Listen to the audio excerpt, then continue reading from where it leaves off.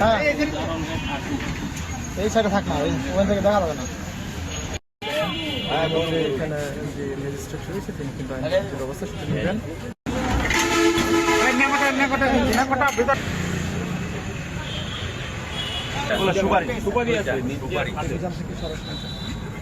যে আমরা এই অবলা দুইটা প্রাণীকে আমাদের প্রাণী সম্পদ অধিদপ্তর ঠাকুরদা তাদের জিম্মায় দিয়ে দিব।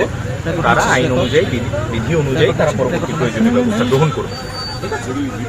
আর এই গাড়ির এগেনস্টে যে মামলাটা দেওয়া হলো, এই মামলাটা এই ড্রাইভার বা এই গাড়ির যে কর্তৃপক্ষ আছে তারা সেই মামলাটা তাদের এন্ড থেকে তাদের কাগজপত্র সংশোধন করতে হবে, প্লাস হচ্ছে তারা সেই অনুযায়ী তাদের মামলাটা ক্লিয়ার করবে।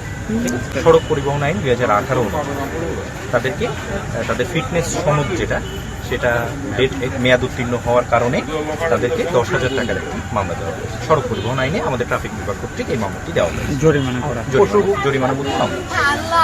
যেহেতু একই ব্যক্তি তার অপরাধ দুইটা, আমাদের প্রাণী কল্যাণ আইন 2019 যেটা, এটাও মোবাইল কোর্টের তফসিলভুক্ত আইন, কিন্তু যেহেতু একই ব্যক্তি কর্তৃক দুইটা অপরাধ, তো আমরা অ্যাট এ টাইম একই ব্যক্তির উপরে দুইটা অপরাধেই প্যারালালি শাস্তি আরোপ করছি না।